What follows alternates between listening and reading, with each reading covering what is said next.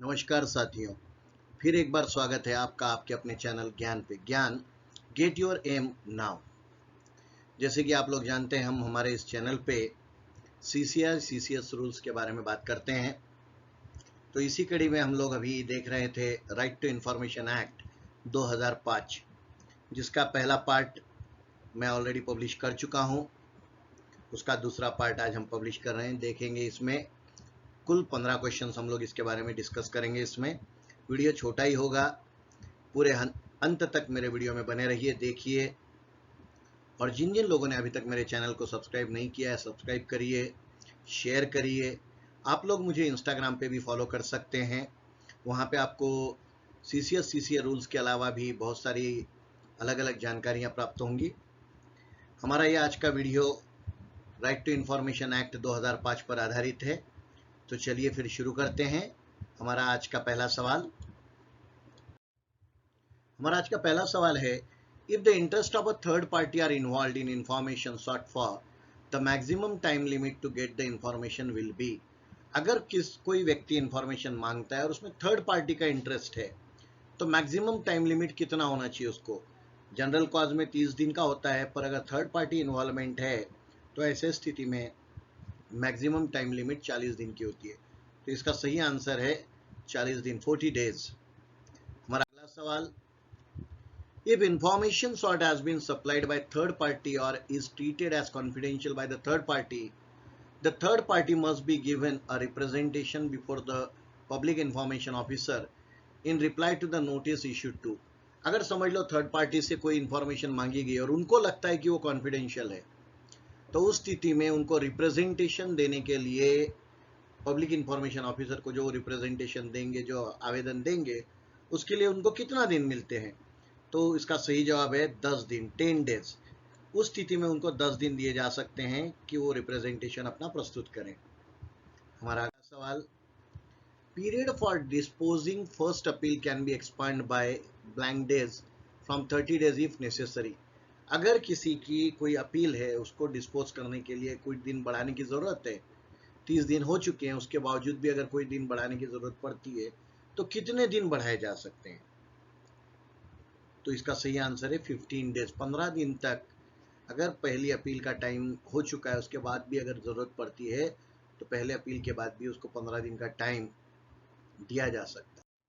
हमारा अगला सवाल, second appeal to the central information commission, the state information commission can be preferred by the applicant within how many days from the date on which the decision was given. समझ लो किसी के RTI पे एक decision मिल गया है, पर उसको कितने दिनों के बाद तक सेकेंड अपील के लिए, चाहे वो सेंट्रल गवर्नमेंट की हो चाहे स्टेट गवर्नमेंट की हो, कितने दिनों का समय उसको मिलता है डिसीजन के बाद में भी, कितने दिनों के अंदर उसको सेकेंड अपील करनी है। तो इसका सही आंसर है option number D, 90 days. Result लग जाने के बाद, केस हो जाने के बाद उसको 90 दिन के अंदर सेकेंड अपील के लिए अप्लाई करना होता है। हमारा अगला सवाल, the preamble to the RTI Act states that transparency of information is vital to। जो RTI एक्ट की जो प्रियम्बल है, वो क्या कहती है कि ट्रांसपेरेंसी जो है ये किसके लिए होनी चाहिए, क्यों होनी चाहिए। कंटेंट करप्शन, ये इसका सही आंसर है कि भाई करप्शन ही नहीं हो, उसके लिए ट्रांसपेरेंसी की बहुत ज्यादा आती हुई आवश्यकता होती है। हमारा अगला सवाल, which section of RTI act deals with exemption from disclosure of information. मतलब RTI एक्ट के जो भी सेक्शंस है, उसमें से कौन सा सेक्शन वो चीजों को बताता है जो एग्जम्प्ट करती है, मतलब जिनके बारे में इंफॉर्मेशन देना बाध्य नहीं है। ऐसे कौन से सेक्शन में दिया हुआ है। तो इसका सही जवाब है सेक्शन नंबर 8। सेक्शन नंबर 8 में ABCDEFGHIJK तक है, अलग अलग शेड्यूल्स हैं उसमें। जैसे पब्लिक अथॉरिटीज नहीं है, प्राइवेट इंस्टीट्यूशन है, या कोई ऐसी इंफॉर्मेशन है जिसका उस संबंधित व्यक्ति से कोई सरोकार नहीं है, तो ऐसी स्थिति में उसको वो इंफॉर्मेशन देना बाध्य नहीं होता। जिसमें पब्लिक इंटरेस्ट ज़्यादा हो कि भाई वो इंफॉर्मेशन अगर उसको दे दी गई तो कई लोगों का नुकसान हो सकता है, तो उस सूरत में भी उसको एग्जाम कर दिया जाएगा। तो ये सेक्शन 8 में बताया हुआ है। हमारा अगला सवाल, under which section a central और स्टेट पब्लिक इंफॉर्मेशन ऑफिसर में reject A request for information where such a request for providing access would involve an infringement of copyright subject. अगर किसी ने आरटीआई की अर्जी लगाई है पर वो अर्जी के चलते जो वो इंफॉर्मेशन मांग रहा है जिसके चलते किसी का कॉपीराइट का उल्लंघन अगर होता है तो उसको पीआईओ जो है पब्लिक इंफॉर्मेशन ऑफिसर या सीपीआईओ जो है वो रिजेक्ट कर सकता है। तो ये कौन से सेक्शन में दिया हुआ है? तो ये दिया हुआ है सेक्शन नंबर 9 में। इसको जो अधिकार दिया हुआ है रिजेक्शन का वो सेक्शन नंबर 9 में दिया हुआ है। हमारा अगला सवाल, which section deals with severability of the RTI act? RTI act की जो सेवरेबिलिटी है वो कौन सा सेक्शन डील करता है? तो इसका सही जवाब है सेक्शन नंबर 10। हमारा अगला सवाल, which was the first country, ये इंपॉर्टेंट सवाल है, which was the first country in the world to have enacted a legislation for providing for citizens RTI? Citizens को, अपनी जनता को आरटीआई प्रोवाइड करने के लिए दुनिया में कौन से देश ने सबसे पहले कानून पास किया था, लेजिस्लेशन पास किया था? तो उसका सही जवाब है स्वीडन। स्वीडन नामक देश ने लेजिस्लेशन पास किया था जनता के लिए आरटीआई के बारे में। हमारा अगला सवाल, how many schedule does the RTI act 2005 have? 2005 का जो आरटीआई एक्ट है उसमें कितने शेड्यूल है? तो इसका सही जवाब है 2। Only 2 schedules are there. What is the fee for getting information under RTI act? RTI act के तहत कितनी फीस लगती है? तो ये फीस लगती है 10 रुपए। पर अगर वह व्यक्ति आरटीआई एक्टिविस्ट अगर है, वो एससी या एसटी कैटेगरी से है तो उसको कोई भी फीस नहीं लगती, ये ध्यान में रखना है।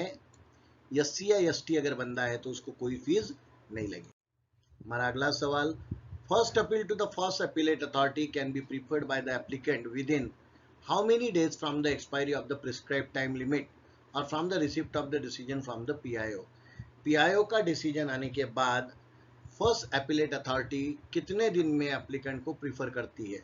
तो इसका सही जवाब है 60 डेज, 60 दिन के अंदर वो फिर से जो उसको रिसिप्ट मिली है डिसीजन की उसके बाद से वो अपील करने के लिए फ्री है, वो अपील कर सकता है। हमारा अगला सवाल, the RTI act gives right to seek information from the following?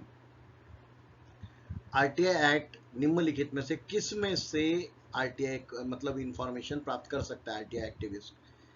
Private company में से नहीं कर सकता, एमएनसी से नहीं कर सकता, एसोसिएशन से नहीं कर सकता। तो इसका सही जवाब है पब्लिक अथॉरिटीज। वह पब्लिक अथॉरिटी की ही इंफॉर्मेशन मांग सकता है। हमारा अगला सवाल, the RTI act gives right to seek information from the following? RTI act से निम्नलिखित में से किस में से जानकारी मिलती है? शायद ये सवाल हमारा डबल हो गया है, कोई बात नहीं। इसका सही जवाब है पब्लिक अथॉरिटी। और हमारा आज का आखिरी सवाल, under RTI act the language of an application में बी इन? आरटीआई एक्ट में जो एप्लीकेशन आप कर रहे हैं उसकी लैंग्वेज कौन सी होगी? इंग्लिश भी चलेगी, हिंदी भी चलेगी, रीजनल लैंग्वेज भी चलेगी, चाहे वो मराठी हो, तमिल हो, तेलुगु हो, कन्नड़ा हो। मतलब इसका आंसर है ऑल दी अबव। तो आज के लिए इतना ही। अभी तक अगर आपने मेरे चैनल को सब्सक्राइब शेयर नहीं किया है तो सब्सक्राइब करिए, शेयर करिए और अपने साथियों में बताइए। धन्यवाद।